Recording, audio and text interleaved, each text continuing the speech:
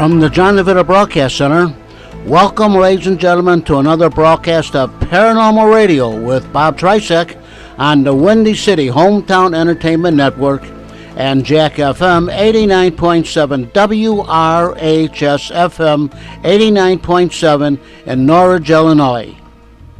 So sit back and enjoy Paranormal Radio. And now, here is the king of Paranormal Radio, Mr. Bob Trecziak. Thank you very much, John. Thank you. I guess I'm still, every month I keep coming here, I'm still the king. I haven't been demoted down to Prince or Regent or anything. I'm still the king. Thank you, John. It's always nice coming here to do these shows. The December show here, December 4th, we're taping this show. Gosh, we're kind of coming into the Christmas season here. If you've been listening to your radio, if you're not already like me, getting a little tired of some of the Christmas songs. You seem to hear the same 10, 15 songs over and over and over, and I like them, but it's like you get kind of tired of the same ones. So I'm kind of switching that up a little bit and doing like every other hour or so Christmas music and not the whole 24 hours of Christmas music here. We've got a full boat today for a show. Gosh, we got plenty of people on here. We've got intuitives and mediums and tarot card readers and everybody else, and Mr. Dale Kazmarek is back on again. Mr. Kazmarek is the president of the Ghost. I don't know if I'm doing your title right. I always say Ghost and Paranormal Research Society of Illinois. Is that what you actually are, the president of? It's really the Ghost Research Society. Ghost Research Society. Ghost Research Society. Yeah, I was kind of thinking I was giving it wrong here. And we brought Mr. Kazmarek on for a specific reason, because we've got to do some follow-up. He's actually here to defend something that he did, a very famous photo. We'll talk about that in just a moment here. Let me just introduce everybody here. Renee Oswald. Renee, welcome to Paranormal Radio. Thank you. Glad to be here. Yeah, nice to have you here. Thank you. Yeah, you just flew in today from Oklahoma. I did, yes. Oh, Oklahoma, where the wind comes sweeping around the plains. Now, where were you down in Oklahoma? Saying. Anything to do with the paranormal or anything to... No, just vacation. Just vacation. Good. Why Oklahoma, of all places? Family. Family's there. Ah, okay. Yes. I was going to say, Oklahoma's usually, vacation. You do Florida, you do California, you do Hawaii. Oklahoma, family. It was 70 degrees there, though, yesterday. Well, we're 65 here today, so you should just stayed right where you were, We should have, yeah. and had them come here. To get the money you would have saved on airfare. Crystal Van. Crystal. Hi. Hi. Thank you for coming on Paranormal Radio. Crystal's Glad to be here. Yeah, it's nice to see you. And Crystal is a medium, so we're going to be talking to her about what she does as a medium. Nancy Putnam. Nancy, thank you for coming. Welcome to Paranormal Radio. Hi, thank you. Thanks for having me. Oh, she got a good voice. Yeah, hers came across nice, loud, and clear. Mm-hmm. You have children? 4. Oh, that explains it. Yes. That's it right there. And Anne Marie, I didn't get the last name, though. Cross. Anne Marie Cross. C K. Cross or K Cross? K. Anne Marie Cross. And Anne Marie Cross, you're losing your voice. Correct. I've been talking all day. You work for the town of Cicero. Correct. You must have been asking for a raise. That's why you're losing that voice. That's what right. happens. Every time you You ask gotta- for more money, look out. You got to ask really loudly. Especially this time of year. So Anne Marie works over in the town of Cicero. And Anne Marie does tarot card reading, and she's an intuitive. Just all sorts of people here. Welcome, ladies. Thank you all for coming on. Thank you. I met the 4 of them actually with the tour. We were doing it. It was doing a little paranormal tour with an outfit called Graveside Tours, Graveside Paranormal. They are Graveside Paranormal, and then they also did Graveside Tours. And I partnered up with them this past Halloween season. Did a couple tours with them with Neil Gibbons and Steve Lineweber and Tommy Lineweber and their bunch and that. And we had a little fun doing that. And they actually were participants on the tour. And so they met in Bourbon Street, to get everybody signed in, that kind of stuff like that. And we were just talking, and we exchanged cards and this and that and the other. And I mentioned the radio, and they were all very much interested in coming on. So that's why we booked them now for the December show. So we had to wait a month for that because I already had people for November, so we had to get them on December. But yeah, they said they would all do it, and they kept their words. They all did. And then Mr. Dale Kazmarek, no stranger to paranormal radio anywhere, or TV anywhere, or movies anywhere, or books or anything. He's all over the place. Mr. Paranormal Medium. The Ghost and Paranormal Research Society of Illinois. That is what he is the president of. And welcome back, sir. It's always nice to have you here. Thanks, appreciate it. Yeah, you're very welcome. Yeah, I'm glad to have you on, and I'm glad you could make it because he's been a little under the weather. He's been fighting the flu for the last week or so there, and I sent him a Facebook message and said, if you really just can't do the show, stay home, get well, don't worry about it. We can schedule you for another time. We'll get you on in January for the next show or something because I only do these once a month. But he said, no, he was okay. He was well enough to come on and do it, so here he is. So he showed up. The trooper that he is, the show must go on. Geez, where do I start here? Maybe we'll start with Mr. Kazmarek first because we've got some unfinished business to talk about here. The reason Mr. Kazmarek on is if you listen to Paranormal Radio, when we did the show in October, the 3 gentlemen that I mentioned earlier, Neil Gibbons, Steve Lineweber and Mr. Tommy Lineweber were on the show. And then also we had another gentleman on who I like him. I like Pete, but he's a little controversial. He likes to say things that are a little controversial. He's kind of a controversial person. And I met him. I haven't known him all that long. Matter of fact, I knew him like 2 days, and I had him come on the radio. And actually, I rescheduled him right that day to do another show because I wanted him on because he's got a lot of things to say. But one of the things he said that was a little controversial on that show was about the very, very famous photograph of Bachelor's Grove Cemetery. It's the photo of the woman sitting on the tombstone, the ghost photo, which has been pretty tried and true, proven to be the real deal. And Pete said, no, this thing is not exactly the real thing here. It's not the real thing. What I'd like to do first is just play you a little bit of that broadcast, John DeVita, before you go to sleep. I want to play just a little bit of the tape. Now, this is from October 2nd. We had to back the tape up a little bit, and it's the October 2nd show, and this is where Pete is talking about the photo that, what he believed it not to be the real thing. So go ahead, play that. We'll listen to a couple of minutes of that, just to refresh everybody's memory. That's an amazing photo. I'm like, wow. And that's Neil talking there. that was in 1991. One of the other ghost. I believe it's Dale Kaczmarek. Yeah, Dale Kaczmarek. I've never met the man, so I don't know him. But she took the picture, and what I have the understanding is that the show, The Ghost Adventurers, they did do a complete analysis of that, and they said that picture's real. Oh, yeah. There is nothing wrong with that picture. Yeah. And that was me speaking, I have no doubt. Yesterday about the dress. It looked like more, some people think it's like a wedding dress or something like that, but it looks more like somebody's burial dress, because why, Bob? The shawl that you saw. It's a shorter dress. And I said, if it was a wedding dress, to me, many people have told me that. Lavish. Exactly. I says a Victorian wedding, it would have been very, there'd be a veil over the head, there'd be, it'd be very elaborate, there'd be a train, it'd be a long dress. And this thing almost looks like it's like a 3/4, like it doesn't go all the way down to the ground type thing. And it almost looks like the sleeves are like 3/4 sleeves or short sleeves on it too. And also too, you can very distinctly see the head and see like a short hair.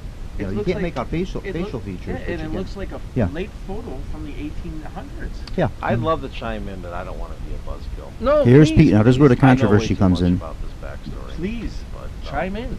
If you know something, please, by all the way. It could take an hour now. No, make it simple. I mean, generally speaking, I had some issues with it. I'm like Fox Mulder with this particular photo in X-Files. I want to believe, I really do. And how much time am I going to devote to this photograph? Right. Now, let's put the side story stuff. I don't want to make enemies yet. I already have enough of those with this field. No. You're fine. But they say, well, Kodak's saying, oh, it's a real person. It's casting a shadow. I'm sitting there thinking, well, yeah, it's a real person. It's not Photoshop. Okay. They say they used infrared film. I heard, but can't validate, they had an infrared filter. Now, if you go and look at the classic Sony X-ray effect, are you guys familiar with this? No. Or you go to the beach and look at people under their clothing? No, we don't do that. I'm just giving you I'm basics a little here. lost on that. When you go to Okay. you go to the beach and Certain look at people wavelengths of under light their can clothing. go past your clothes and bounce back, and as long as you filter it on the lens a certain way, blocking those certain frequencies coming back, you're basically seeing through the clothes. Now, you can have that same effect. Now, if that lady's wearing a dress, long gown, now parts of her are transparent and parts of her are not. Okay, but is this not something that you could detect? I mean, let's face it, this is 2017. It's not 1917. Experts at photography will be able to Could it be detect that. replicated? Here's the biggest problem I have with this. I'm going to be such I love hearing both sides of the story. I'm not- so I'm glad this he is not kinda gonna go chimed in over on well. this. Yeah. Dale Kaczmarek is a great Yeah. friend. I've been at his house. I've ate his wife's food. I mean, I love the guy. He's great. Mhm. But to me, this is very controversial. He never owned an original print off this negative. He had now. Have you ever seen the real print? Have you ever seen the widescreen view of the photo? I thought Miss Huff had that the original. Exactly right. Right. Okay. So he never actually had a copy of this photograph. But he would talk about it. And I've been at his home. We've gone through his so-called archives, I guess you could call it. And he admits, no, I don't have a copy of this. But when the Sun-Times called and he got in contact and sent in the little snippet, what we normally would see back in the day was the woman sitting on the stone with a little tree, and that's all you had. You didn't have that wide shot where you see the fence of the cemetery in the corner and stuff like that. Now he sends it in, and he's supposed to be analyzing these photos, right? Well, why don't you ask for an original print? Now, how did I end up with an original print? I had a volunteer. We did cleanups at the Grove. Apparently, Jude was handing out copies of these. Okay, so that's how I ended up with it. She was somehow mad. So That's you- another story of how I You got a didn't copy. have, you didn't have a copy. Why You- did- you had Not your- true. Well, no, somebody he got the gave me original. an actual, the actual print off the negative. These were constantly off the negative, so it's like not a copy of a copy. But I took it home, this right off the negative, put it on a flat PET scanner, made a 300 megabit, file out of this thing. Okay. So, but how? My point is, why didn't Dale not have, as an investigator, this full-fledged photograph? That was a red flag for me. My question is, so what? It is a big deal because he's supposed to be this investigator inspecting all these people's photos from around the world. They're emailing him stuff, consulting him, trusting him. Now, from a Okay, John, I think professional that's point about of it. view- We got the point here. I think that's about it with that. and We'll he stop is that. Great guy. He is a great Yeah. guy, but I just had a problem with. See, I said you're a great guy. And then another thing that Pete kind of made on that show too, a point was that about your actually not being present when the photo was taken. And I said, well, so what? I said, if the photo is authentic, what would the difference be one way or the other? If he was there or was not there, why would it make a difference? If the photo is real, it's real. Well, would it matter if there were 2 people there or 200 people there? So anyway, that's kind of just the gist of it. So Pete, just I like I said, I liked Pete, a nice guy. Met him and that we kind of clicked and everything, and I invited him back right away to come on and and he did the next month's show for me and that. But just a little controversial there. And then of course on that show, I won't play the whole rest of the broadcast because that would be half of this show tonight, and I want to make sure we get to all the guests here and they all have something to say. But on that show, then later on too, it was just so many things came up about it, and I, many times I said, well, let's get the other people on if they choose to come on here. Dale Kazmarek, and then John Stevens' name was mentioned about something else, and Judy Huff. And I says if they're available and they want to come on and say something in their defense, and first one I got a response from was from Mr. Kazmarek, who's here tonight, and there you go. Now you heard it, and you heard it before too. You listened to it. So now what have you got to say there for your defense on that? Well, again, I could go on for a long time with this. I'm sure you could, yeah. Point by point. But, let me just start a little bit about myself. Mhm. I've been involved in the paranormal field for almost 43 years now. And there is not one single piece of evidence that warrants being fraudulated, faked, or anything else that I would use to undermine my credibility. If I even thought the photograph was fake, it would never have went on my website. The only people that absolutely know what went on during that day in August of 1991 were those that were there during the investigation, and Pete was not there. We had 12 investigators from the Ghost Research Society that were there doing investigations. They were going through, they were marking on the map where they felt unusual feelings. They came back later. Jude Huff, under my prompting, had actually bought black and white high-speed infrared film. And we went back to that site and many other sites. There were 3 other sites that we picked up readings at. And I was there the entire time. I mean, Jude can tell you that. Her sister can tell you that. Her mother can tell you that. They were all there. They were all part of the group, and as well as 7 or 8 other people. There was absolutely nobody dressed like that. So trying to say that was a person, a real person sitting on that tombstone, well, where the heck did it come from? Because we didn't see it. Yeah, I had always thought, personally myself, my views on that photo, it's all over the place. I mean, if you see that, like you said, anything you put up at Bachelor's Grove, you'll see it. It's in. I mentioned that on that original broadcast about your book, Spirit Photography. I says he has it in his book and everything, and I says I just don't think that if this is a fake, you'd go through all this, like you said. Your credibility's at stake putting something like this out there and that. And all this, tried and true. So that's why we very definitely. And matter of fact, Jude Huff did contact me too. I contacted her actually through the internet, and then she got a hold of me by phone. I think she lives in Atlanta now, if I'm not mistaken. I'm not exactly sure where she lives. Right. But she, we talked for about an hour and a half on the phone the one day and went through all this. And she's actually going to come on the show in January. She's going to come on next month. I guess she's going to be in town, and she wants to come on and say something in her defense about that photo also too. So yeah, like I said, I had always thought that it was kind of tried and true. And to be honest with you, this is the first time I ever heard anybody say that it was faked. Well, now, the other thing about it, though, too, if I could pipe in real quick. Oh, here, absolutely, yeah. Was that he had said that she was passing out photographs, at Bachelor's Grove. Mm-hmm. When I can't, verify or not. I did talk to her immediately. I actually sent a copy of the show to her. I said, check it out. Check out the radio show and the website and so forth, and you can actually listen to it. And she was her email back to me. She says, my blood is boiling, because she says she never handed out photographs to anybody. So where that came from, I don't know. Yeah, I don't like I said that was those are just Pete's views on that and there his was also thoughts on an that. idea that she had made money on that photograph, and she had never made money on that That's photograph. that's what I said too. I said to the best of my knowledge, I don't think she ever made anything on it. And Pete says, oh no, she had made money on it. So I don't know if he considers maybe $20 money or something. Now, as far as seeing, like he had mentioned on that tape, on that original interview 2 months ago, about the full photo, I did see it.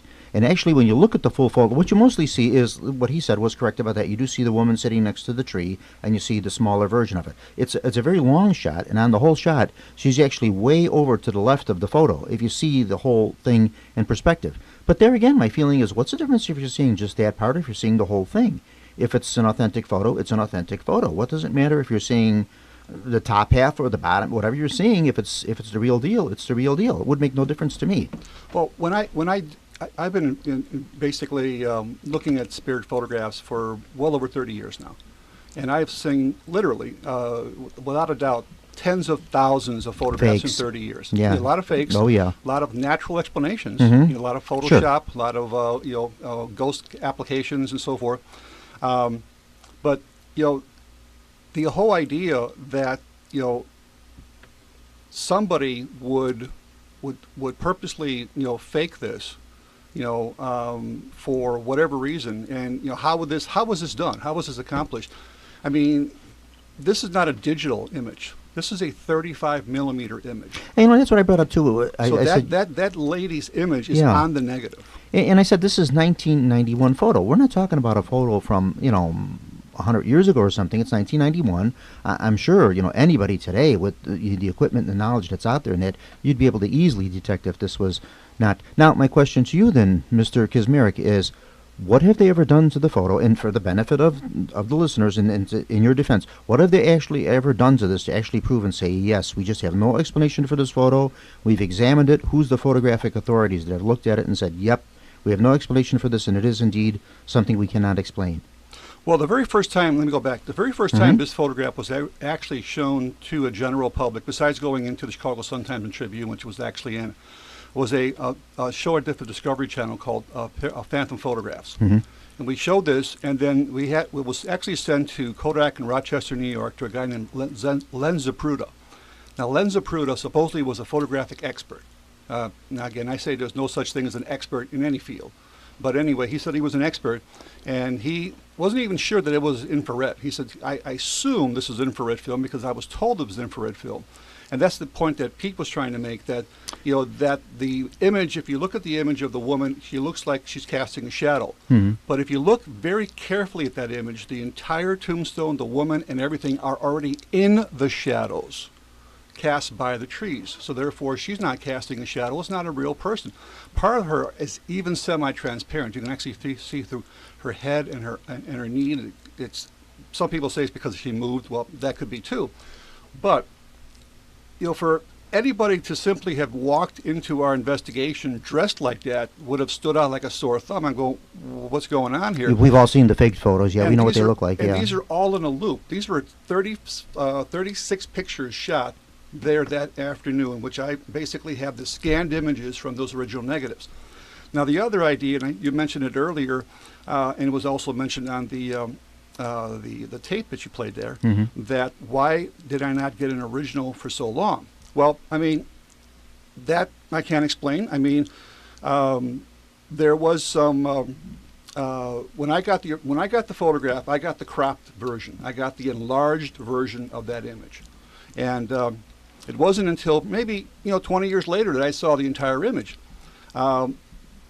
But again, in analyzing photographs, a lot of times when people send me photographs before emails, they send snail mail, right? Sure, of course. And I got pictures in the mail. Well, I never nobody's going to part with their negatives. Of course not. They're going to give you a copy. They're going to make me a copy. They're not going to send the original. So basically, that's what I had to work with when even I was analyzing this particular photograph was a copy. Okay, what got sent to this Mr. Zabruta? Is that any relation to the Zabruta, the famous Kennedy Zabruta films? I don't believe so. Okay, what you did just say though about him was that he was supposed a photographic expert, and he himself said he wasn't sure if it was infrared or wasn't infrared.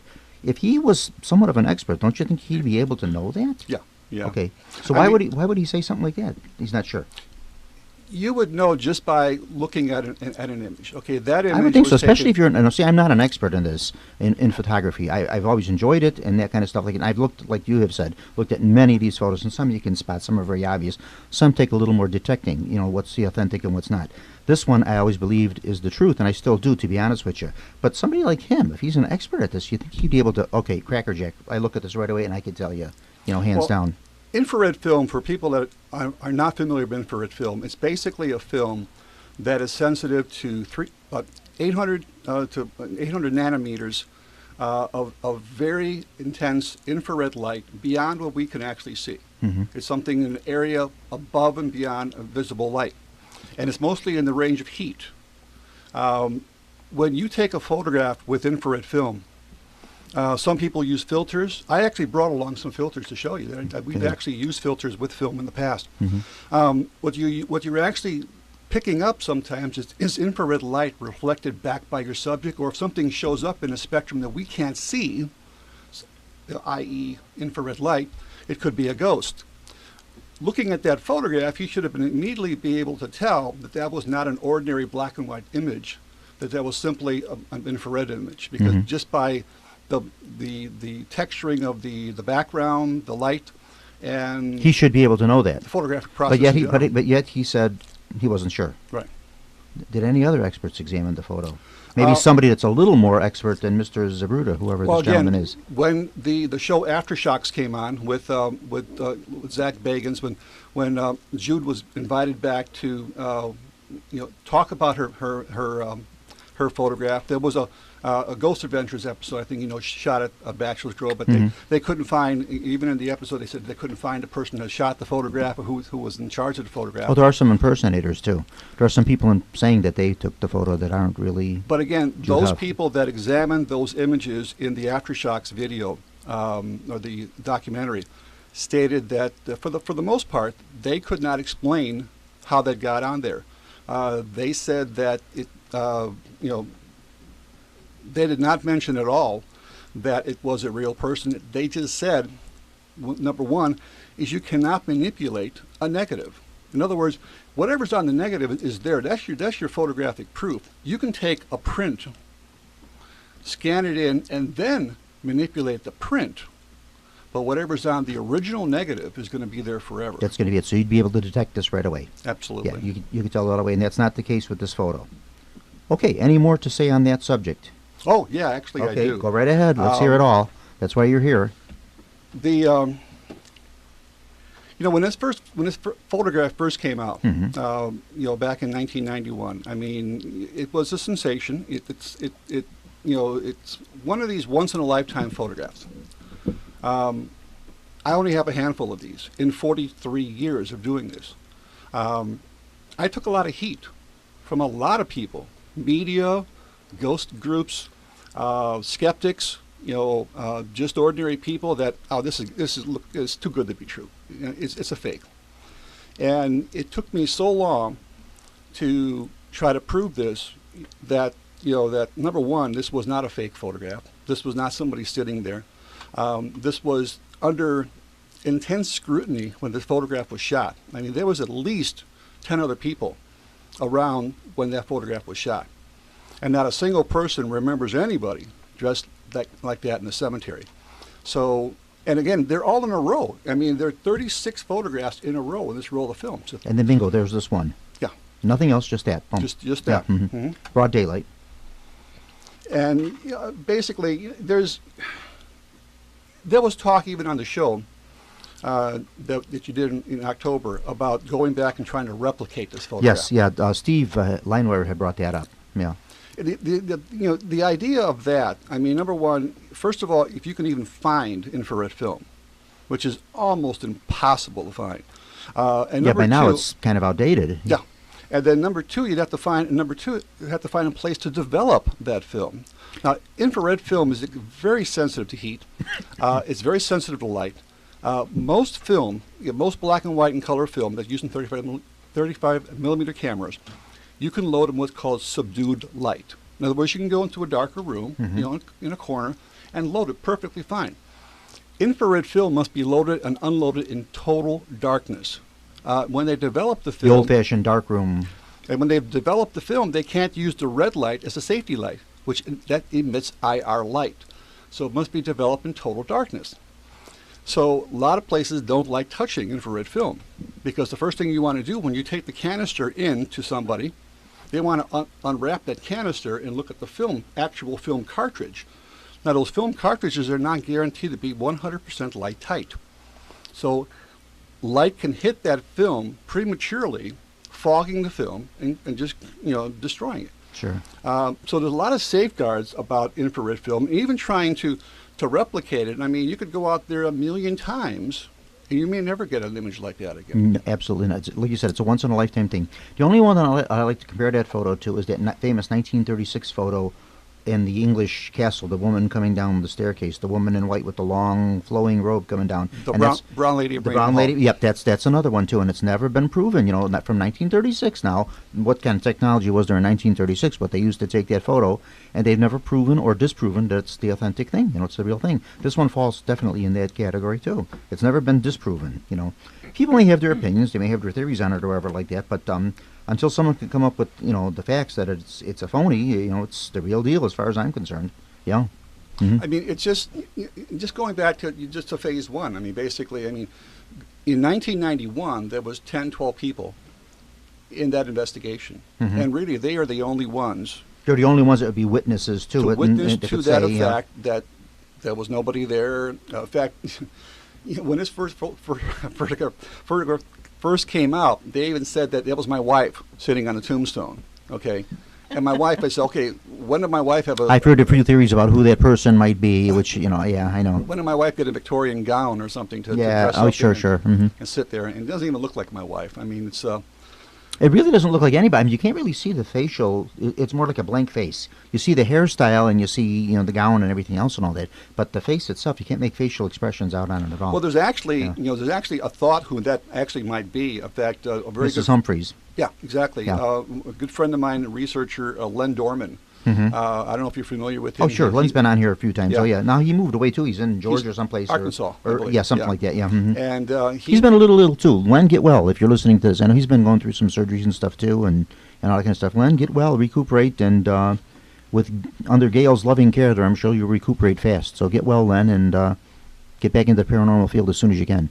If you compare the photograph, basically it's a profile of the one sitting on the tombstone. So only you see, one side of a face, the right side of the face. But then if you look at Mrs. Humphreys, that photograph, I mean, it's a spot-on, straightforward image. There's striking Just the shape similarities. of the face and there's the shape of striking the- similarities between the two. Mhm. And It could be, we don't know. we don't know who Yeah. that tombstone Do we know? belongs to. I was just gonna say, do we know whose stone that was? We don't. No. It's a nameless stone. There's no, top of it has long been broken off. Like so much stuff at that cemetery has been vandalized, so we didn't really know whose stone that was, or even if it's in the right spot. So much of that stuff has moved around in that. Let's take a break from this for just a moment. We'll get back to it. We'll come back and talk some more about this. But I want to get the ladies into the conversation here. Okay, you've been listening to all of this. Now, as intuitives and mediums and everything, have any of you ever been to Bachelor's Grove Cemetery? On the ghost tour that we just... Okay, on the tours, that Yeah. kind of stuff like Yeah. that, but never on your own, like just going there. No, You have? I've been there. I live down the street, Oh, you live in. Crestwood. Oh, okay, you're right by me. I'm in Alsip. I'm not too Okay. far from No, there. you're I'm not on at all. 119th, and the cemetery's on 143rd, so I'm close to. I always say it's in my backyard now, so I was there quite frequently too. And now, anything ever happened to you out there? Did you ever pick up anything? And this is Anne Marie who's talking here. Anne Marie Cross. Yeah. I've always had like a feeling I can feel energy, but have I ever seen anything? Has anything shown up on a picture? No, but you just know that being an empath, you can pick up that there is. Sure, something going on, something you just can't explain. That feeling. Exactly. Yeah. But I've read a lot about Bachelor's Grove and things people have seen. I can't personally attest to any of that, but I don't deny it. Just about anything you picked up Bachelor's Grove, you had to have seen the photo we've been discussing now, because it's very famous. And Renee, how about yourself? Is that photo then? You had said Mrs. Humphrey. Is that John Humphrey? Senator John Humphreys, yeah, his first wife. Okay. Because he was married twice. He married the first wife. They actually believe that she is the Madonna of the. There's theories about this. Yeah, there you go. There's the photo, which you can't see on radio, but we're showing it to the people present here in the station. Wow. So you can see that photo, and they're attributing that to maybe being Mrs. Humphreys. And then of course the second wife, he married his secretary. And that doesn't look anything like her. It looks more like the first wife than it does the second. So yeah. Wow. Yeah. Yeah. I mean, I'm kind of like Anne Marie, where I can feel energy. I know, like, even at my house when we do, we'll do like pictures. We'll do like on Monday night when we have my group. Crystal has done many pictures with orbs. Oh, sure. Yeah, I've gotten orbs too. Those are very common. Yeah. Yeah, and we get many like great pictures of the orbs flying here and there. And what color are your orbs? Mainly, they seem to be just the white orbs. I don't know if we've White and had blue, too many yeah. colored orbs. Yeah, and sometimes they'll be like really pretty intense. Yeah. So but then you feel the energy too, and it seems like when we laugh more, that's when we have more orbs. Oh, you got happy ghosts. Yes, absolutely. Okay. Yeah. Happy spirits. We have Right. to take a break, John? Okay, just hold that thought for just 1 minute. We're going to take a break and come back with us, folks. We got a lot more to talk about.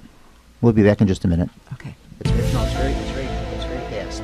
It's only like a half a second, so just leave everything on. You don't have to. You're listening to Paranormal Radio with Bob Trecziak from the John DeVita Broadcast Center on Jack FM 89.7 WRHS FM Norwich and the Windy City Hometown Entertainment Network on Tuesday, December the 5th, the year 2017. And this is Jack FM 89.7 WRHS FM Norwich, Illinois. And now, friends, back to Paranormal Radio and Bob Trecziak.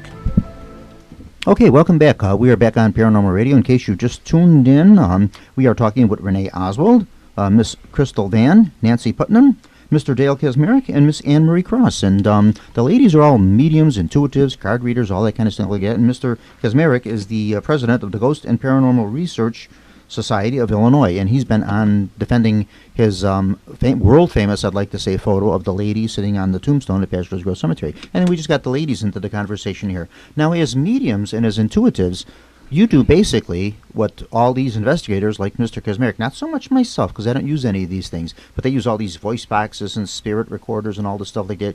As mediums and intuitives, you do that, but without using the equipment. Right, absolutely, yes. And each one of us gets our information in different ways. I mean, I get mine more of a knowing. I know there's a lot of people that get more where they, and also smells. I'll get a lot of smells, and I'll know exactly what that has to do with and who it has to do with. But then a lot of people get it by vision and by seeing. That's a tough one. Not too many people see. Of course, everybody that ghost hunts wants to see the image. You know, that's that big, that's the holy grail of ghost hunting. You want to see the image of the ghost, and that's the very rare one. Right. And then you also get the hearing. So you'll get sounds, you'll get a lot of those things. I don't really get the sounds too much. And again, I know all of us get it in different ways. But now as mediums, don't you hear the voices of these people? You hear the voices a lot, but this it's is always, Crystal speaking here. It's always for me anyway, I hear it as if it's in my own thoughts. And then I have to go, wait a minute, that's not me thinking that. Okay. Or if I see something, it's like in my mind's eye.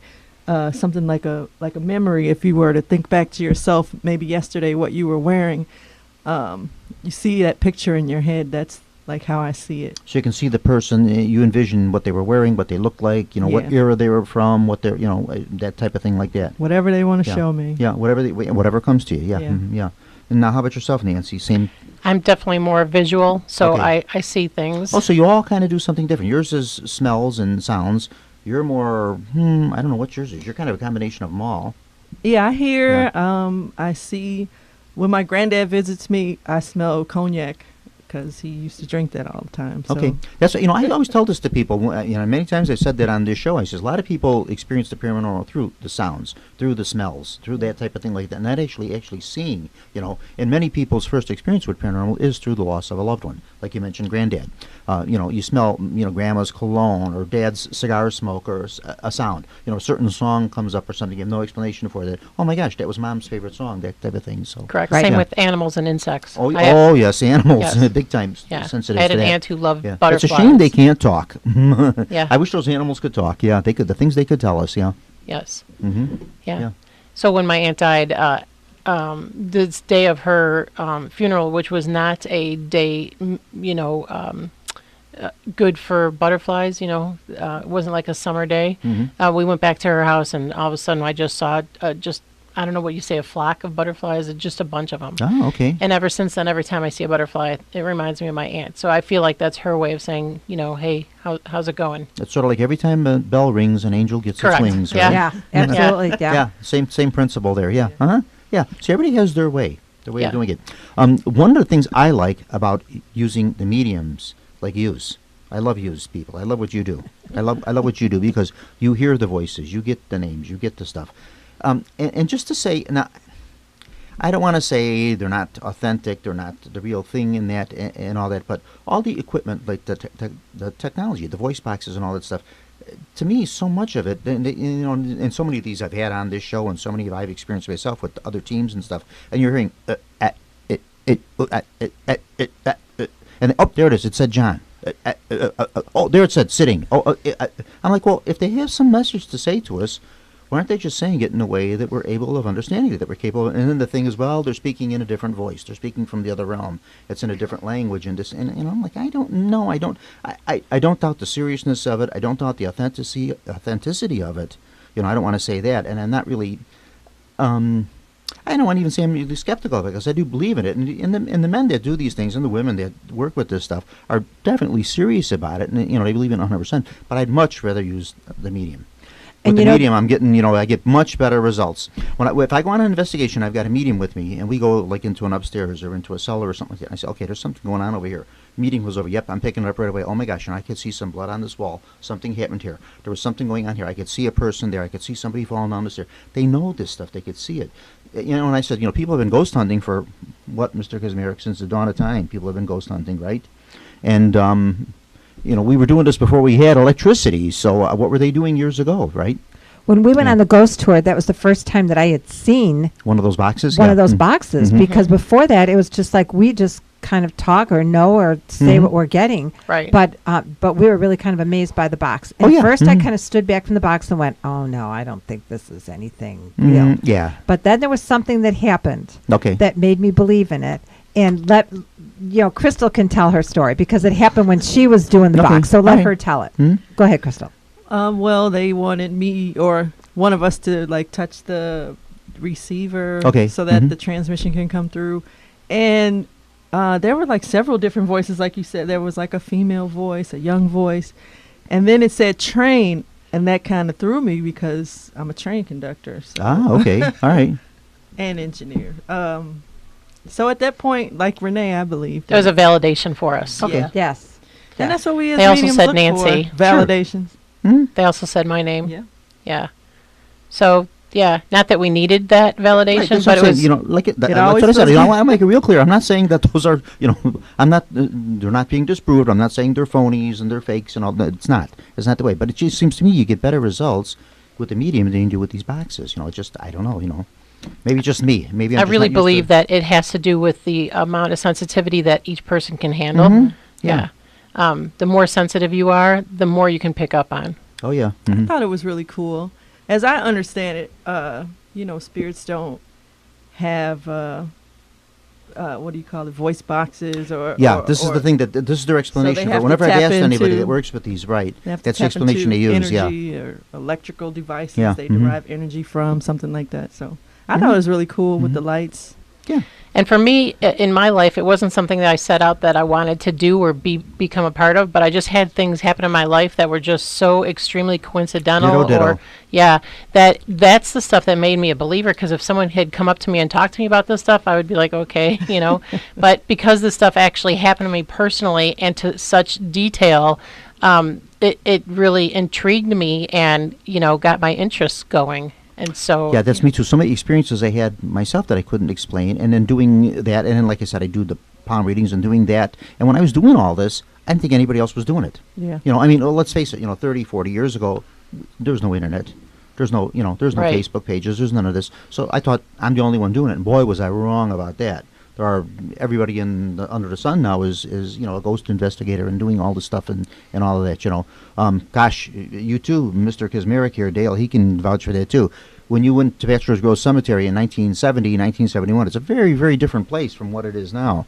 Very, very different. Looked very different. Very, much more vandalized, much more topsy-turvy, not so kept up. A lot of graves would be half dug open. A lot of things would be misshapen, and it's just a big mess. It's very different from what it is now. The other really sad thing is that people think that this is all demonic, and I think the exact opposite. I really think that this is just our loved ones or people from the other side who are trying to get a message Trying across. to communicate, absolutely. And I really find it to be rather angelic and beautiful and heaven-like. And Is that not the idea? Now, do any of you do seances? No. No one does a seance here. No. We No. should mention this before we go any further, too. You do classes. The number that you can get a hold of is 312-203-3185. They do these out in Orland Park. Nancy, maybe you can talk a little more in detail about those. Yeah, so Or Renee, I'm looking at Renee, and I'm saying Nancy, who's on the other side here. We knew what you were thinking. Yeah, I know. Yeah, give us a little more details about the classes and that kind of stuff. Yeah. So first of all, I want to tell you that I led a fear-based life. And so my whole life I was afraid of everything. Oh, and so I wanted not to good. have nothing to do with any of this. So things were happening to me here and there, and I would just back off from it. A lot of fear. And so about 7 years ago, I met June Cordham from the Gathering Lighthouse and started to go there. And a lot of it was just that I needed to kind of validate some of the things that were happening to me in my life.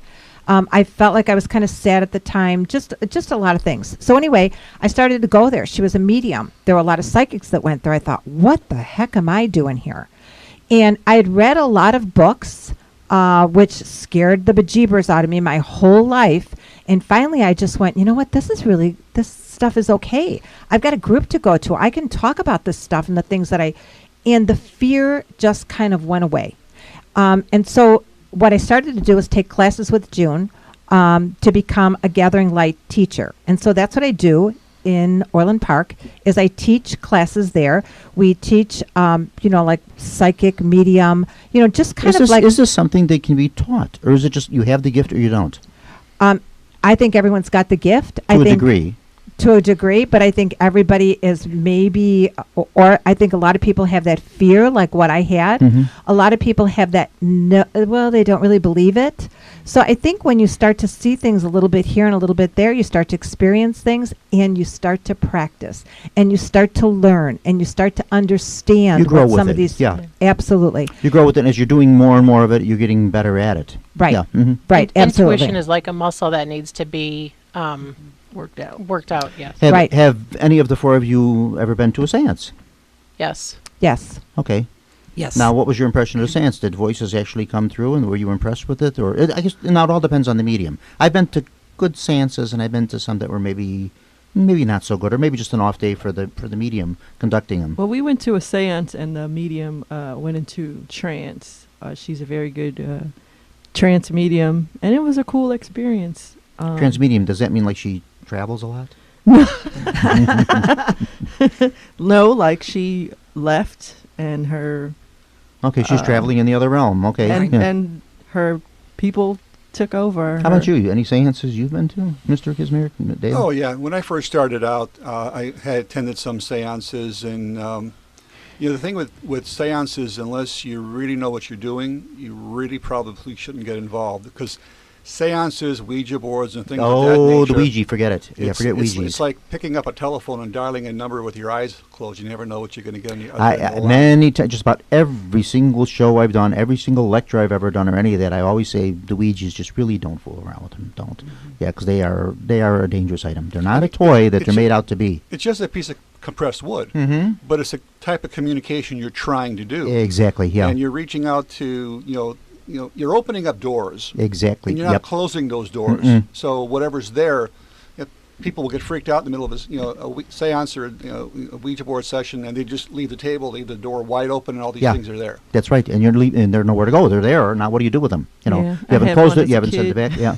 Oh, everybody. I worked for 24 years. I worked for Toys. I've said this many times. They glowed in the dark, 24 too. years I worked for Toys R Us, and we sold those right on the game wall with all the Parker Brother board games. And I would see kids come up and buy them, and just. Of course, now they're remarketing them. It used to be very mystical looking, and it was like this hooded figure of like the ghost of Christmas Future from the Charles Dickens, this cloaked hooded figure on this mystical oracle. Now what they're doing is they changed them because the word kind of gotten around about these not to use them, and they're calling them spirit boards now, and they're marketing them in pastel colored boxes, and they're yellow and pink, and they're very friendly looking, but it's still a Ouija. You've got the planchette there. A Ouija's a Ouija, no matter how you want to disguise it. It's still a Ouija. Yeah. Mm-hmm. Yeah, and you also mentioned too, like about the religion a little bit. You touched on that, and so many people now doing this paranormal and investigating and ghosts and fortune telling and et cetera, and all this stuff like this. For so long, people tell me, they say, well, you attend church and you go to Bible studies and all that. Aren't you kind of contradicting yourself by doing that and believing? I says, are you kidding me? I says, take a look at your Bible. This is where it all came from. It's there. So I got the idea to do a program. I said, I'm going to do a program on ghosts and paranormal in the Bible. What better source to start with? And I did the whole program, and I did it over at the Justice Library this year, and it went over very well. And there's a lot of people were amazed that much was in there. The word ghost, and I'm not even talking about Holy Ghost or Holy Spirit, the word ghost is mentioned over 108 times in the Bible. Wow. That's a lot. Wow, I'm coming to your next class. Where people have seen, well, no, I don't really do classes, I do lectures. Where people have, in the Bible they mention of seeing a ghost, or they thought when they saw Christ they were seeing a ghost. So for them to say they thought they were seeing a ghost, you had to know what a ghost was. Exactly. So they're there. Unfortunately, there's a lot of closed-minded people. Yeah, and there are. fearful people. It's fear-based also.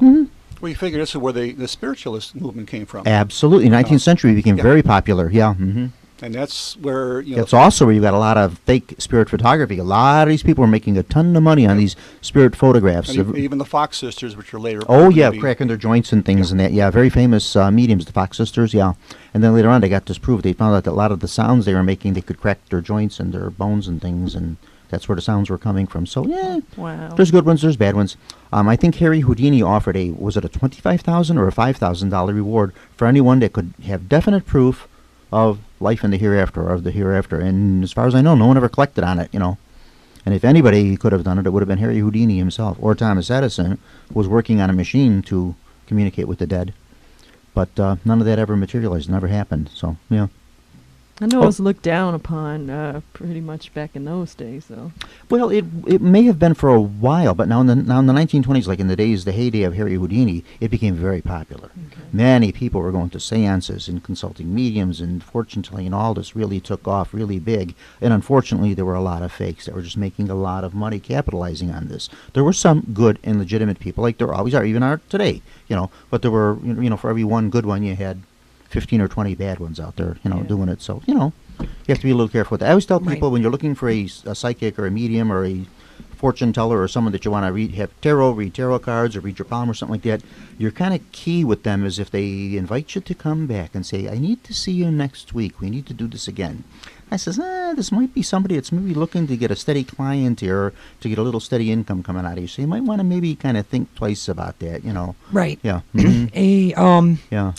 Authentic psychic is not going to want to see you. They're going to tell you what you need to know right there and there. I do that now at palm readings. People that do. messed me up. I always tell people at palm readings, I said, if you're doing palm readings and you're having your palm read on a regular basis once a week or something like that, you're doing it way too often. I said, the lines do change in your hands. They just don't change that frequently. If you do this once every 2 months, that's more than enough. If you want to do it on a regular basis. If you want to do it once a year, that's fine. You don't have to do it that often. You really don't. Correct. And then another thing to stay away from with psychics is if they're asking you that they're going to light this candle for you and you need to give them $100 to light this candle because you have this curse and things like that. And unfortunately, and they play on people's fears and this kind of stuff. Yeah, we've all experienced that. Yeah, yeah. Well, I wish I had talked to you guys before I. So just be a little careful of that kind of stuff. And like I say, there are many good ones out there. There really are. There are a lot of good people out there, but you just kind of watch, keep your guard. You're picking out a psychic or medium to go to and that, just have your guard up and just kind of watch for some of the signs there, and don't be too gullible. The very first psychic I ever worked with was back in May of 1982 when we did an investigation at Bachelor's Grove.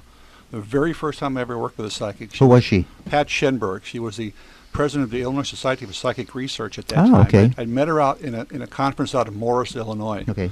Actually in Oak Park, but she lives in Morris.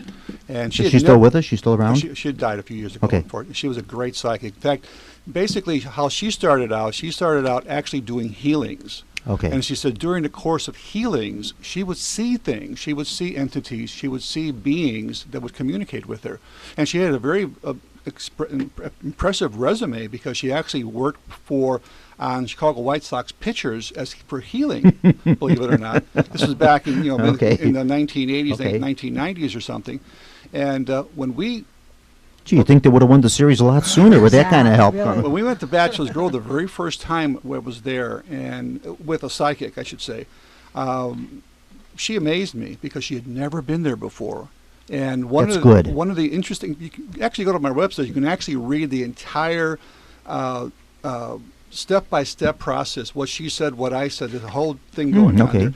And she walked into the cemetery and she looked across, and if you're familiar with the cemetery, one wayside, there's one little grave called Newman, way at the left side, and she's 30, 40 feet away, and she says, I see a woman calling to me right now. And right away, I got to say, Dora Newman. I said, tell me your name. Give me a name. Tell me what she looks like. And she goes, well, strange name, either Dora or Dorma, Meyer or Myers. And I go, whoa. And I walked over there, and on the obviously her name was Dora Newman, but her maiden name was Myers. Now, how would she have known that, right? And she'd never been there before. And we got that not only in videotape, audio tape, and throughout the course of the afternoon, she was seeing other things throughout, very interesting at the Fulton Tombstone and so forth. So it was really my indoctrination, so to speak, back in 1982 in working with psychics. And I worked with her for many, many years. I actually worked with another psychic called Trudy Kareen, who actually worked on the Atlanta child murders. She worked on the Janine Carrico and Melissa Ackerman cases here in Chicago. She was called in by police many times to find missing persons, and she was very well documented. She always just used her first name. She never wanted no publicity. And that's a true psychic, in my opinion, that never wants to be on there. No notoriety. She's not looking to make a fortune on this or whatever. She just wants to help people, and that's great. Yeah. So there you have it, Like I say, there's a lot of legitimate people out there, and there's a lot of bad ones too, But so just, like I said, keep your guard up, Something like this, when someone is telling you a maiden name of somebody that you only thing she's never been there for, all she knows is Dora Newman on the tombstone, and she's saying Dora Myers. How does she know this? There's got to be something there, And have you ever had an experience like that, something you just can't explain, and you say, "Wow, it just blew me away"? Not yet, huh? No, tons. You're still waiting for it. Too many to name. Anything that sticks out in particular, like one really, really weird one. You say, "Wow, that even just blew me away." I had one happen to me, which I will tell if no one has a story to tell about that. I mean, like, when I talked about the smells, I will smell cigar smells, and I know that my dad is by me. I know that he is one of my spirit guides. But the first time that I smelled that, I went, is somebody like smoking a cigar? And there was like no one around. I said, well, then somebody's smoking a cigarette. And the smell was so strong that I thought, this is like way too weird. This smell is too strong. And then finally somebody said to me, didn't your dad smoke cigars? And I went, oh, yeah. But sometimes you have to put that two and two together to make things, to make things like really work. I mean, there's just been so many things besides that. But the smell thing is one of my big things. I'll smell geraniums, and I know that my mom is close. But I will give people senses of smells, and I'll say, well, I'm smelling this. Does this mean anything to you? And then sometimes it will mean something to them. It means somebody forgot to put the soup in the refrigerator. I was seeing this lady's brother, and he was doing all these 90s dances. And I'm like, okay, I remember that dance when I was in high school. And I just had to ask, did he pass? When did he pass? And it was in the 90s, because I'm like, he's doing all of these dances that I haven't seen in years. And I thought that was odd. just seeing them. Okay, so yeah, just something out of the ordinary. Yeah, because Yeah. you're the one that you do a lot of seeing things and Well, see, hear, feel. yeah, whatever. Yeah, just however it turns Yeah. out. I think we all have like a gut instinct. I think to Yeah. a degree, I think everybody does. Some people just exercise it more than others. Some people just maybe are a little more in tune with it. But I Right. think I always say that everybody's had some experience with the paranormal. And I really Right. firmly believe that everybody has. Some people just blow it off as coincidence or whatever. Yeah. But Absolutely. some Yep. people it's legitimate. Yeah. Mm-hmm. Yeah. One time I was reading cards for this woman, Mhm. and I was picking up that she had a child, and like it was showing like a lot of trouble, a lot of drug, alcohol abuse, and then she says, and the spread I did was chronicling this, and then she says, my daughter is only 3, but what you've just done is you just read my childhood. Ah, okay. Mhm. So, and it was all about her. It was just, she confirmed everything I said. Good. Okay, so something she could relate to and she could validate it for you. Right, Yeah. but Mhm. at first I thought it had to do with her, like one of her kids, but it turned out it was one of her children or a sibling or something, but it turned Right. out it was her herself. Yes. Okay, Mhm. good. And at least she lets you know that. It's always Right. nice when they do. Now, sometimes you'll do a reading or something like this for somebody that's a skeptic. Have you ever had this? Yeah, and I go, no. Yeah, and they go, no, that's not true. That's not. Now, one time I had that. I was doing a reading for someone. I was reading the family, and I said there were 3 siblings, and she says, no. She says there's only 2. There's a sister and there's myself. And he says, this one I was. Sometimes you're a little off on it. Or, you know how it goes. Sometimes it's off or whatever like that. And I says, this one I'm like 99.9%. There were 3. There was 3. I said, did your mom miscarry, or did one get lost in an accident or something? She says, no, there's only always been the 2. She's, Bob, I hate to tell you, but you're off on this one. And then later on, she contacted me through a friend and that kind of thing. She says, oh, I have to tell him. She says, I told this to my sister, and she says, he's right. She says, you were too young to remember, but there was a 3rd. Mom miscarried. There was another one. So I felt good. I says, okay, she let me know. At least I did, she let me know about that, so, yeah. So that stuff happens. Sometimes you get that a little off like that, or sometimes they don't want. Sometimes the person comes up, they may be a little skeptical about it, and sometimes they don't want to admit it. Or sometimes Yeah. they don't realize till later. Yeah. So Some people that are doing it just for the fun of doing it, which is Yeah. okay. That's all right. Some Right. people do it, but some people are doing it because they genuinely want to know. They Yeah. want to see if there's some information. I've always wanted to get a psychic reading. I've never had Oh, a yeah. psychic reading, Mhm. but to be not saying I don't believe in psychics, because I do, because I've worked Sure. with them. But I would have to go to somebody who knows nothing about me. That's absolutely. That's why I like to. In what you just hit the nail on the head. I always like to do a reading for someone I do not know. Yeah.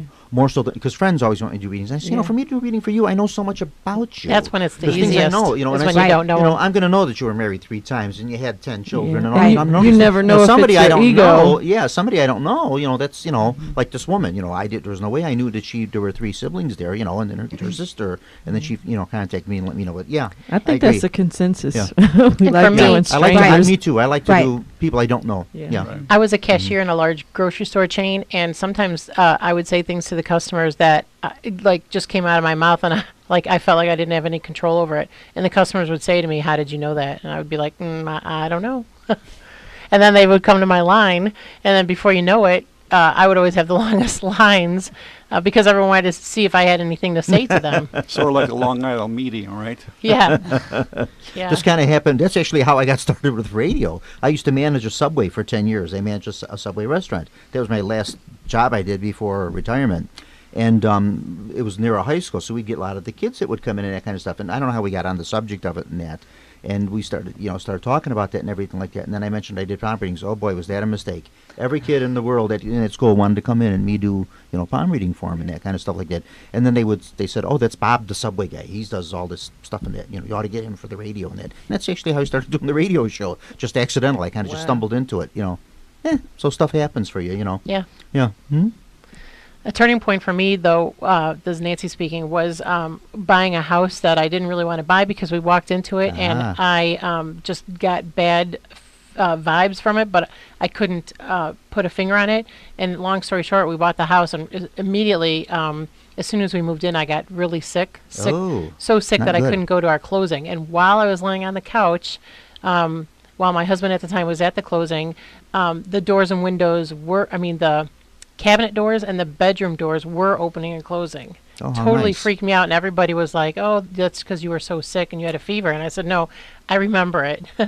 And so for me, that was a turning point. I went to my church at the time, and I said to the nun, I said, "You're going to think I'm crazy, but this is what happened." Oh, the nun would think you were crazy. No, she didn't. She came over with holy water. Oh, okay. And she said, there's an unrested spirit in the house, and we need to help this Wow. How spirit long ago transition. was this? Because the nuns I knew would never have done this. I was scared to talk to Yeah. her, but I knew her well, so that's why I preempted her with, okay. you're going to think I'm crazy, but, and then she said, no, this was back in like 1990, maybe 1989, something like that. Okay, so not all that long ago, yeah. Well, Yeah. 30 years, that's a long So she time. came over and she, we said some prayers and she blessed the house. And after that, I didn't have any problems anymore. And I'm giving the short version of the story, but then I did find out later that there was a young girl that died in the house. Ah, okay. And so we must have helped her, Now you're no longer in transition. that house, I'm guessing. No. Yeah. But that's like our intuition that Sure. sometimes it screams at us and we Yep, still ignore it. absolutely, And yeah, we mhm. absolutely should not, Yeah, I agree with you. Yeah, sometimes you just gotta, go with something I'm learning. I shouldn't say learning to do. I learned to do it. My intuitions and stuff. Something tells me not to do it. I don't do Yes. it. Something tells me do it. Go ahead with it. Okay, fine. Correct. Something says, yeah, take a chance on this. I do it. Yeah. Yeah. And 90% of the time, I'm coming out right. you Yep, know. I Yeah. agree. Any of the nuns that I would have known would have come into that house with a ruler and started whacking away at, Beat it out of there. I think we all know about those. No. Yes, we do. Yeah. That was what I was expecting out of her, but I knew her. She had known me for years because it's the church I grew up in. This church still does exorcisms, don't they? I mean, yes. you got to go through. Yeah. You go through Yeah. a tremendous amount of. It's like a 2-year process. I mean, Yeah. some little girl just doesn't spin her head around and spit a split pea soup, and they Yeah. do a exorcism. Yeah. Chicago has their own exorcist, Mhm. and actually, I've read books about Mhm. exorcisms. Demon and possession and exorcism. Yeah. correct, and like some of them go on for years. Oh, So, it does. Yeah, it's a Um, lot. You have to go through a lot. It's just like canonizing for the sainthood. It doesn't just happen. It's a long process. Right. The one book I was reading, it was fascinating because the exorcist was saying that he had this guy coming like a standing appointment for like 10 years on Mhm. a Tuesday at 10 o'clock, and they would work on. So, yeah, there's a lot to it. Oh So, yeah, it's not just like you said. It's not just a 1, 2, 3 thing. Another break. Okay, we're gonna stop for just a moment, take another break here, and then we'll get back to more of the conversation. Stick with And us, this folks. is 89.7 WRHS FM, Norwich, Illinois. And now back to Paranormal Radio with Bob Trecziak. I wanted to ask about that house in Gary that everybody was The Demon House. what's up with that? did they tear it down? Don't think so. Have you been in it? No. Oh, Don't want to either. yeah. The police. We were- try to stay away from stuff that's Oh, we can talk. Okay. negative as much as possible. Same here. Screen my cases very carefully. Are we back? We're back on. Oh, I didn't know we were back on. I thought we were still. I was waiting for. That's what she told me. She says he gave you a signal over there. That was some of my signal, and I didn't see you. I'm telling them to be quiet, and they're Used doing the the wrong right thing. finger. And I says, and I says, and I'm going like, shh, be quiet. We're on the break here. Because the break for us is very, very short. I have to explain that to you guys. The break we do here is about a half a second. But when they air the show, the break is they do their commercials and they do public service and that kind of thing like that. So there's more to it than that. So they get a few minutes. We get like a half a second. So that's why I wasn't quite sure if we were back on or not. But I'm going to go back to Mr. Dale Kazmarek here for a second. Did you have anything else to say? 'Cause I know you brought some paperwork with you, and I want to make sure you get to say everything you want to say about that photo. Well, there was a couple of other things I wanted to just Go right very ahead. quickly Mhm. mention. I kind of going, just trying to look at some of my notes of some of the things that were said during the last show Mhm. in October, and there was I don't know if you remember it or not. There was talk about the original photograph having some sort of little white squares or dots. Right, I remember that. That were Mhm. Yeah. that were apparently that I edited before I gave to Chicago Sun-Times and Tribune. You got to remember that was 1991 when that photograph was taken. That photograph hit that Chicago Sun-Times and Tribunes in 91 and then later in early 92. Jude Huff, when she was on the Aftershocks, and she actually talked to one of the creators of Photoshop. Photoshop was in its infancy in 1991. It was would have had around. to have been, It was yeah, around. It was very expensive. Not anybody like me and you could probably afford it. And it wasn't like the Photoshop of today. So there was really absolutely no way for me to edit a photograph of that kind back in 1991, except, enlarging it, cropping it, stuff like that. Doing the technology that Yeah. was available 25 years? Exactly. 91, what is that? Somebody good at math. 25, 26 years ago. 26 years ago. What was, it doesn't sound like all that much, but the way technology advances now, that's like 100 years ago. It advances quite rapidly. Yeah. And then I brought up the subject. I says, on that original show, I said, well, how about if you replicate that photograph with equipment that we have today, which is probably much, much better than what they had in 1991. And that didn't seem to go anywhere either with that. I just don't think it could. I don't think it could be done. I really don't. Basically, if you replicated it with today's technology, you'd either have to use a digital camera, which doesn't use film. It's a digital file. It's a series of zeros and ones. That's a different process, yeah. Or you'd have to go back to a 35 millimeter camera and try to find infrared film, and then try to find somebody to develop infrared film. That's right. There aren't too many of those little photomat places in the parking lots anymore that you can go to develop. Because when you shoot infrared film, basically, a lot of people don't understand this. And let me just kind of, without being real technical, infrared film basically, all film basically has what they call an ASA setting, which is the speed of this film. You got 64, 200, 400 speed film, which are called ASA. Infrared film has no ASA setting because you never know how much IR light, which is invisible to us, is being reflected by your subject. So you can't actually, it doesn't come, in 100, 200, 400,000 speed film. You have to shoot it at whatever speed you're going to be using it. Say if you're using it in dark conditions, you might shoot it at 400. You're shooting in bright daylight, you might shoot it at 100. And then you got to tell the developer, I shot this film at 400 ASA so they can develop it properly. Leave it in the solution long enough, et cetera, et cetera. I'm not sure exactly Hopefully you know that information when you take it there to get it developed. So, to try to duplicate that process back to today's technology, it can be done if you can find a film, find somebody who wants to do it. But again, you could go out there for 100 years and never get that same picture again. Not that same effect, yeah. People that have taken pictures, very famous, and you can just Google ghost images on Google, and you can see some very famous ghost images. Some are fake, some have, like you said, Brown Lady of Radium Hall, other stood the test of time. And if you look at the legit photographs that are out there, the ones that basically have not been probably manipulated. They most likely were taken. Brown Lady of Radium Hall. Are you familiar with the story? 1936. Basically, they were professional photographers that were in there to photograph the interior of the building. Right. They saw an apparition descending down the staircase, and they shot this one image. And it came up. And it came they up. got it. And after that, it was gone. Yeah. So it wasn't like they were out there ghost hunting. What is she called? The Brown Lady? The Brown Lady of Radium Hall. Why do they call her a Brown Lady and she's all in white? Well, that's most of all the ghosts are the white lady in white. Well, until you go to England. Yeah, that's true. Yeah. Then you get brown ladies, green ladies, red ladies, white ladies, gray ladies. Yeah, Europe, they're much more in tune with this stuff there. And usually always ladies. Yeah. Oh yeah. Don't see the dudes. You sell a home in England or in Ireland. You advertise that you're haunted. You got to go. There have actually been cases of people that sued because they didn't get the ghost.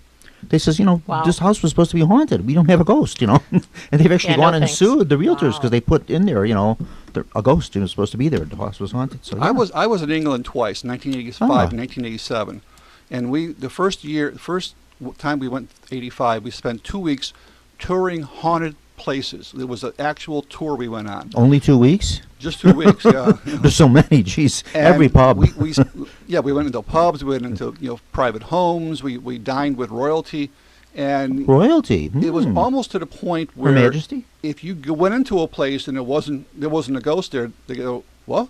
Because it's almost folklore accepted over there in England. You have to have a ghost over there. Every pub's got a story. They all, their history goes much further back than the United States, too. Sure. Yeah. Yeah. Royalty you dined with, huh? Actually, I dined with royalty or just titled people? No, a baron and a baroness. Well, they're titled. They're not really royalty, are they? Yeah. Well, I guess they come from royal blood. Is a baron and a baroness a peerage? Yeah. I'm not sure. Is that like the queen makes you a baron, or? And not to be confused with the brothel. Right. That is royalty. Sir, like a lord or a lady would be a peerage that they give you the title. They knight you. Mm-hmm. But by a baron or a baroness, that's from birth. That's a birthright. So you dined with royalty. A baron and a baroness. How do you like that? My goodness. The Baroness, I don't know any Baronesses.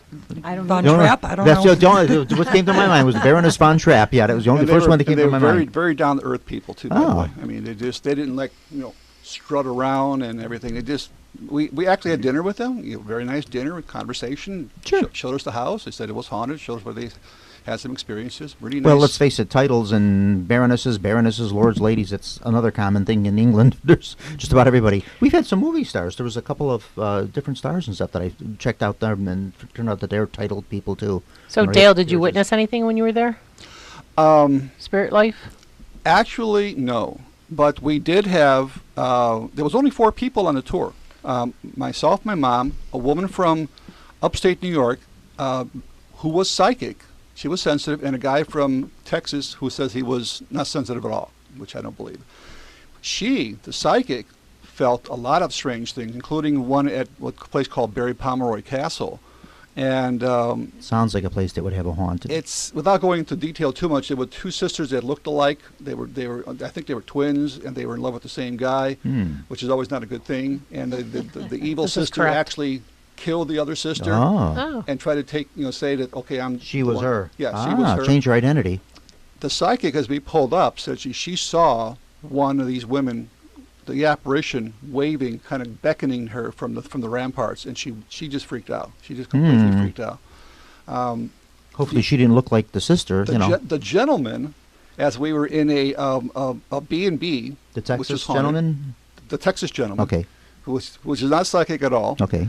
And we had all private rooms, and we had washrooms that were outside. You had to go across the hall to use them and shower and then go back to your room. And we're all getting ready for breakfast, and all of a sudden you hear this guy scream on top of his lungs. All he's got is a bathrobe on and kind of like a towel wrapped around him, and he's running over there. I just saw something. I just saw a lady coming down the hallway, and she disappeared. Everybody saw something except me, and that was kind of crazy. And that's how it usually happens. Sometimes it happens that way. And that's how it starts out too. Sometimes it happens that way. You're with 2 people, 3 people, 4 people. One person sees something and nothing. The other people. I've had that happen where I've seen something. Person I'm with says you're crazy. There's nothing there. I've had it happen with me where they're there, they're seeing it, and I'm getting nothing out of this. Just the way it works. That's why it's so right nice to person, work wring with time, psychics. right? Correct. Yes, because somebody's you're gonna sitting there and you're not seeing anything, and they're describing this person to a T. Yeah. Clothing, temperament. If they're mad, they're angry, and I go, what? Where? And you feel the goosebumps coming up, the hair standing on the back of your neck, but you don't see anything, and that's what happened back in 1982. Yeah, Bachelor's Grove there. But that's what happened for us too, though, is, you start having experiences and you brush it off like, oh, that was just some kind of, but then they keep happening or they become more pronounced, and you're like, start okay. to pay attention. Yeah, then you start to pay attention. Has anybody ever seen the same, if you've ever seen an apparition, have you ever seen any apparitions yourself? Oh, many. Okay. Now I have. I mean, I have not seen many. I've seen a few, but I've not seen many. It took one me, I actually seen twice, the same one. 20-some years before I saw my first ghost, or apparition, what you want to call it. Okay. But now I've probably seen about 24 ghosts. Okay. Most of them are shadows. I mean, they're not like you would see them. Like you can't see the person, the figure. Yeah. That what they're wearing. It's kind of like a diffused form sometimes. Well, then if you count shadows, I think I've seen a few more than myself too. Yeah. Well, in my opinion, if they're shadows, they're dark. If you see them in detail, then they're of the light. That's my own personal take on that. Okay.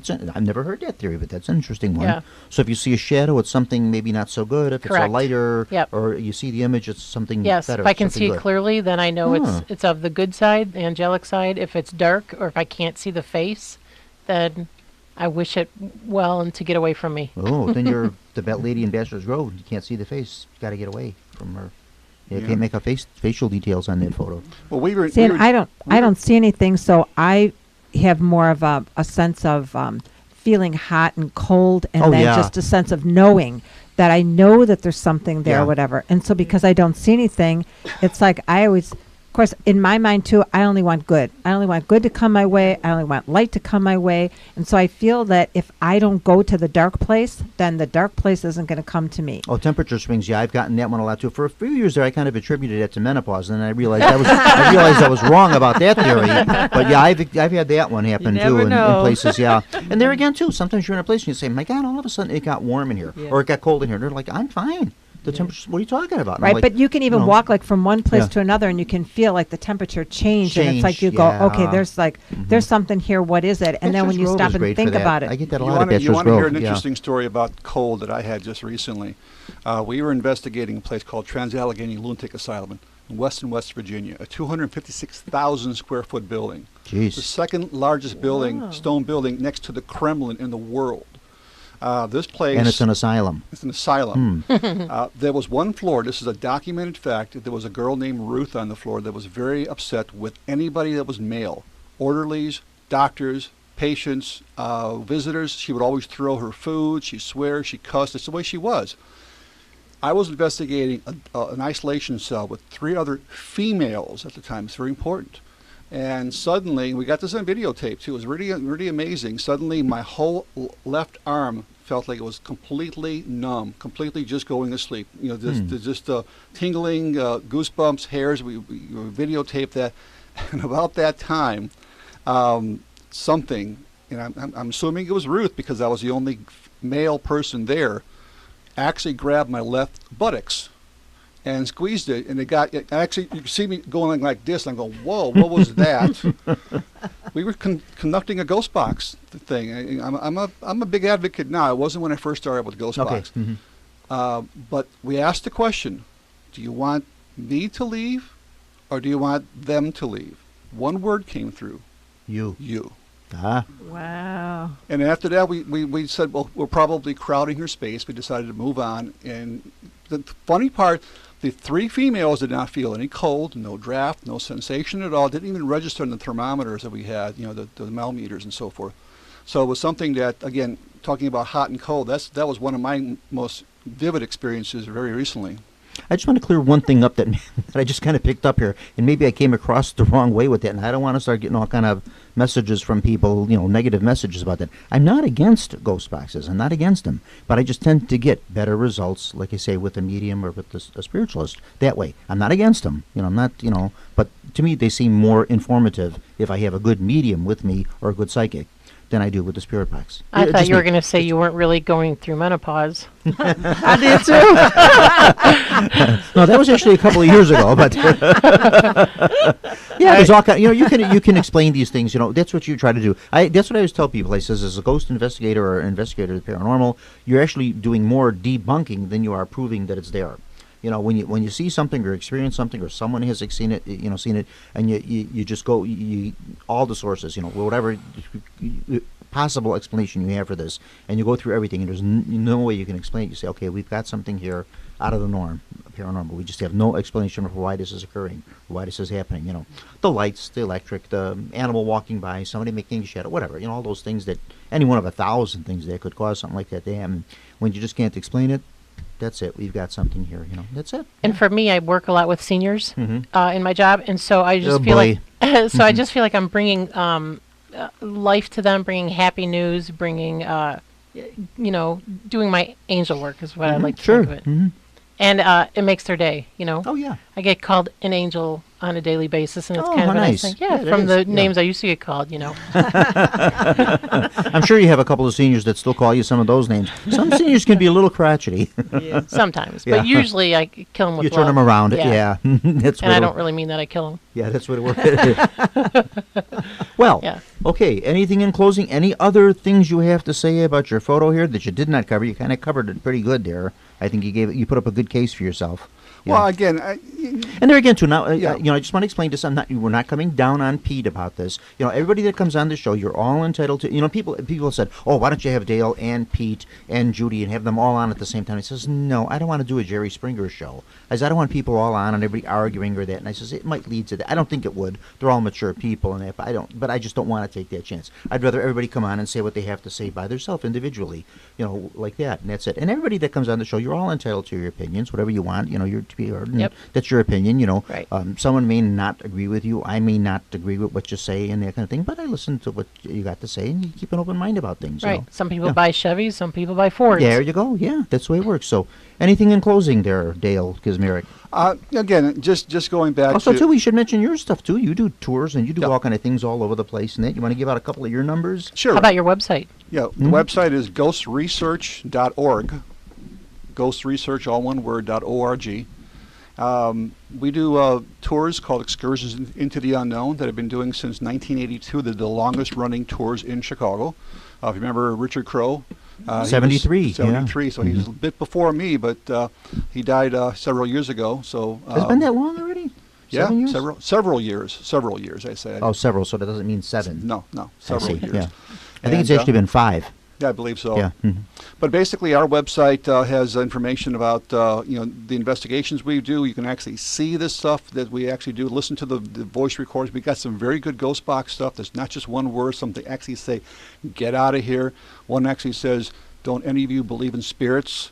Things of that nature that come through in a full sentence. That not just little words and Yeah. So, but you have tools of our trade on there, other websites you can go through, a whole section of spirit photography you can actually look at. The books that I've produced called Windy City Ghosts 1 and 2 that I've done. Spirit photography. Ghost hunting techniques, a few others. My latest book on haunted highways and bridges. There you go.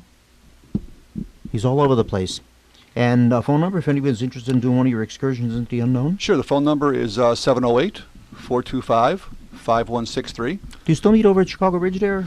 Yeah, we live from the north side of the mall, right next to the Bank of America. The little van. Look for the little white van. Well, sometimes it's actually a bigger vehicle. Depending on how many people you got How there. many people we got, Yeah, exactly. yeah. We had a full bus this year for the Elsa Park District. Excuse me, the Midlothian Park District, I think it was. I'm sorry. And we had like 40-some people in a bus a day. They did have a great time. Took them all over downtown Chicago. So it's the tours and so forth are more of a hobby, a vocation for me to kind of get the word out of what I do and get people some entertainment. But my real forte is actually going and investigating places. That's what I say. The tours are fun. They're fun to do, and that bring people out there. And sometimes somebody goes out of curiosity, and if this inspires them to get involved in something like this, great. It's kind of done its job. For me, they're just a fun thing to do. That kind of stuff like that. Mm-hmm. Do you allow the public to go on your investigations with you? Sometimes. We actually do have places that we do a number of things for the Kathy Kressel and Haunted Rockford tours. And we do a lot of public events with them that we actually do public investigations that the public can actually go on. And places like the Tinker Swiss Cottage in Rockford, the Manning Mansion, Barnes Mansion. We've done the Elthink Heritage Museum, a few other places up there.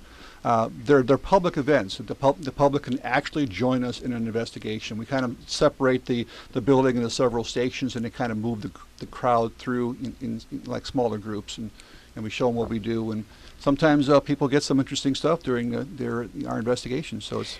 And for anyone who's a new listener, could you tell us real quick what a ghost box is?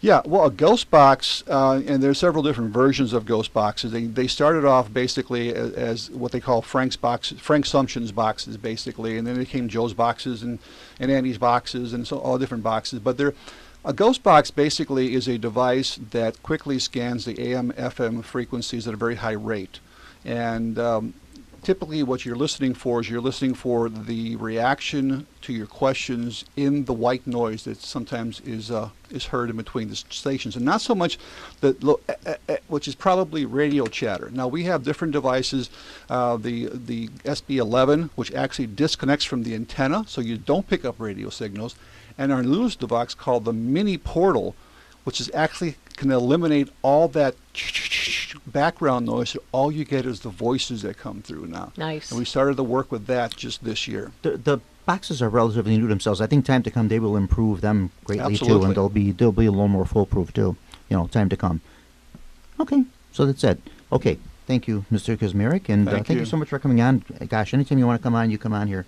Don't worry about that. Anytime you're welcome to come on anytime you want. Not that you need my help to plug any of your stuff, but you're welcome to come on here anytime you'd like to. I appreciate it. Anything in closing there, Anne-Marie? I got to make sure. I'm looking at the face. Got to make sure I give him the right name. Anne-Marie, anything in closing? You do tarot card readings. Where do you do your readings at? I just do them basically for people I know and for practice. I don't. Oh, so you'll do them for people you know. You're not like the rest of us that said we prefer to do them not for people that we know. Right. Like what these guys said, it's harder, but you just got to focus on the card. Okay. So, but yeah, I don't do Like, I don't have a sign or a storefront. Or Gotcha. anything. Okay. I just So, do 'em. all right, you do them that way. So private parties, It's kind of anything like that? like a hobby. I don't. Okay, it's more like a labor of love. Something you enjoy doing, you do it that way. Yeah, and I feel like I'm still learning. Gotcha. So- Okay. There's a couple of ways you do. There's like a 3-card reading, and then there's like the full boat. of Correct. tarot. Yeah. There's okay. so many. Oh yeah. Yeah. Mhm. There's so many. Tarot different can ways. sometimes have a dark side to it too, doesn't it? Correct. Yeah. So I'm. yeah. Yeah. You have to be careful. I got with I those got a as well. tarot deck, and the only reason I got them because actually I was in a play, first time ever in my life I was in a play. It was a 10-minute play, and I was the psychic in the play. And so I actually got the cards, and I used them as a prop in the play. But I'll never do another play again. I wonder if I could just ask her a quick Yeah, question. go right ahead. I mean, Yeah. I've never had my tarot cards read, and I know there's so many different Oh, versions yes. of different tarot cards. Correct. And from what, correct me if I'm wrong, I thought not only is it the card that you're flipping over, but the impressions you're getting from the people from that cut the cards and so forth in the very beginning, correct? Correct. It's a combination of things. It's not tarot's not cut and dry. And it's nice, like if Yeah. you want to look in a book and this card I'm means sorry, I this. just realized I answered the question he was asking you. Oh, Did I answer it the right way, or Yeah, you okay, did good. all right. It's kind of like when there's so many books like that tell you what this card means this, that card means that, but you got to look beyond that. I look at the colors, I look at the background, what does this- Intuitiveness, the feeling you're Yeah. getting from it, yeah, all that. Right.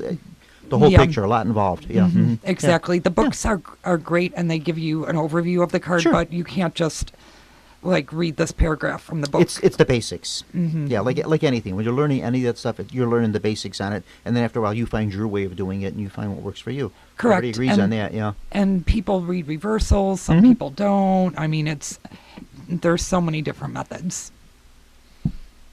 Yes, and Anne Marie's very good at card reading. Thank you. Renee, any closing thoughts for you? And then also too, give your number again too, where you do your class. Okay, so I do my classes on Monday night, and we talk about anything and everything under the sun. Whatever you want to come and talk about, we'll look at it. You know. So my number is 312-203-3185. I also do meditation classes. I'm also a hypnotherapist. Hypnotherapist. Now, what exactly is a hypnotherapist? Okay, so I do hypnosis to help Okay. people to make changes that they want in their life Like to to make quit it smoking and that type right. of stuff. Okay. easily. And I work with a lot of different people besides just the smoking people. Mm-hmm. I've worked with, and I am working with people who have got cancer, and Oh. I'm working with them for anxiety and stress that they have Okay. that goes along with all Not that. so much to cure the cancer. We want to make that Right. clear. You're Absolutely. we don't want people showing up and calling Nope. your number and say, "Oh, she's going to cure me of my Nope, cancer." absolutely Yeah. not. Okay. It's for the stress and the anxiety that go along with that. Okay. And I think that hypnosis can help a lot with the stress and the anxiety. That sounds very good to me. So yeah. I do a lot of hypnosis also, and I do healing. I'm a Reiki master. So I, in the last 7 years, have really gotten to a lot of things because I just believe in all of them. And now I'm open to all the possibilities. And I just think that it's great and wonderful, and I love what I'm doing. So, Oh, gosh, years ago I had a Reiki master on the radio, Mr. Rick Christenitz. He was a Reiki master, and he was also a spiritualist minister. I think he had 2 things under his belt. Very nice man, real nice gentleman. Then he passed away. Very nice man. Okay, Crystal. and so thank you for having me on. Oh, you're very welcome. Thank you all for coming. Crystal, anything in closing for you? Well, thanks for having me. Of Mhm. course, just like Anne Marie, I'm blossoming and learning. I don't have an establishment where I do readings. Of course, I work for the railroad. That's my full-time job. Okay. But Oh, wait, when you retire. You'll go into this.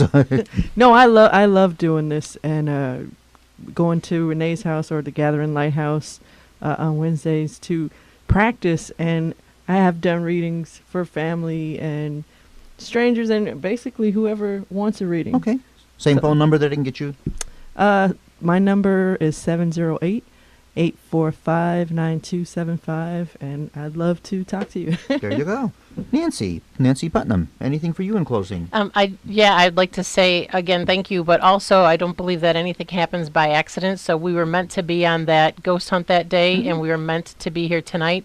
And grateful for the experience, Oh, and good. always trying to bring heaven to earth as much as Sure. I can. Mhm. And that's Wonderful. really about it. Anybody had any feelings about this building here that we're in now? Anything going on down here or anything?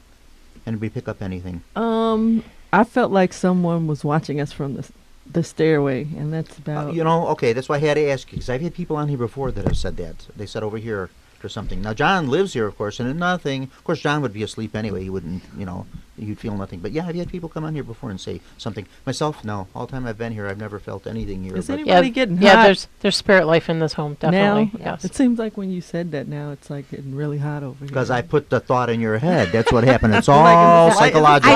I do want to tell you that I It's felt very psychological. anxious when I went upstairs and I was in the bathroom. Bathrooms are great for that, and I have a theory about this. Number one, it's the water and the mirrors. I think that because a lot of these buildings and stuff that you go into, it's always the bathrooms that are haunted. Yeah, there's You something know, about the mirrors, women I they go in the think, bathroom, that they are can't creepy. open the door, the water turns on by itself, the toilet flushes, all this Right. kind I of did mysterious feel like stuff. a heaviness in the bathroom. Yeah, yeah. And I thought, I wanted like hurry up and be done. Yeah, it seems like bathrooms are haunted a lot.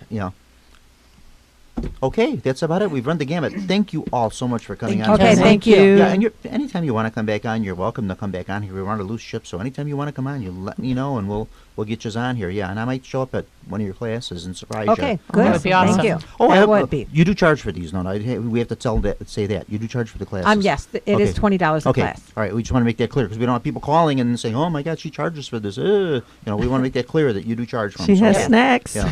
Oh yeah, I have lots of goodies. So okay, you pay So it's $20 worth it just and for you the get goodies. you pay $20 and you get a cookie or Or two. this time of year you get a Santa cookie or something, right? And we'd love to meet you all. Incidentally, everyone have a wonderful holiday season. You all Yes. have a nice Christmas Thank you. season, and thank You you all too. for coming. Merry Merry Christmas. Christmas to all of you. Yeah, thank Yes. you. Merry Christmas. Okay, John, I guess we're about done there.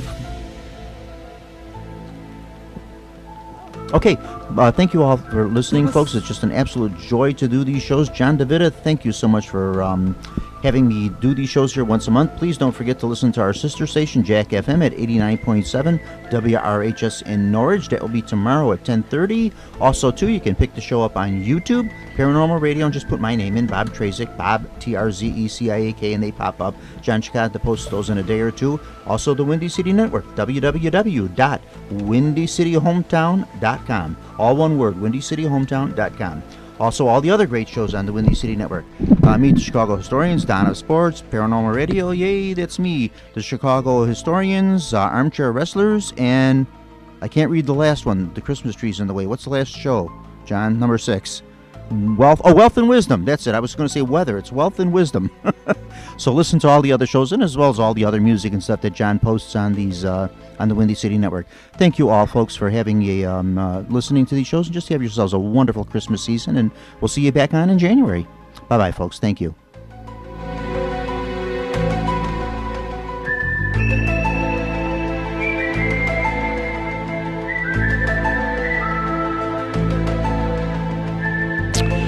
You have been listening to Paranormal Radio with Bob Trecziak from the John DeVita Broadcast Center on the Windy City Hometown Entertainment Network and Jack FM 89.7 WRHS FM Norwich. Paranormal Radio was directed by John DeVita, and our special thanks to the executive producer of Windy City Hometown Entertainment Network, Mr. John Chiconda, and Kevin Zeflik of WRHS FM Norwich. This broadcast was pre-recorded on Monday, December the 4th, the year 2017. Merry Christmas and Happy New Year to all our great listeners, and thanks for listening.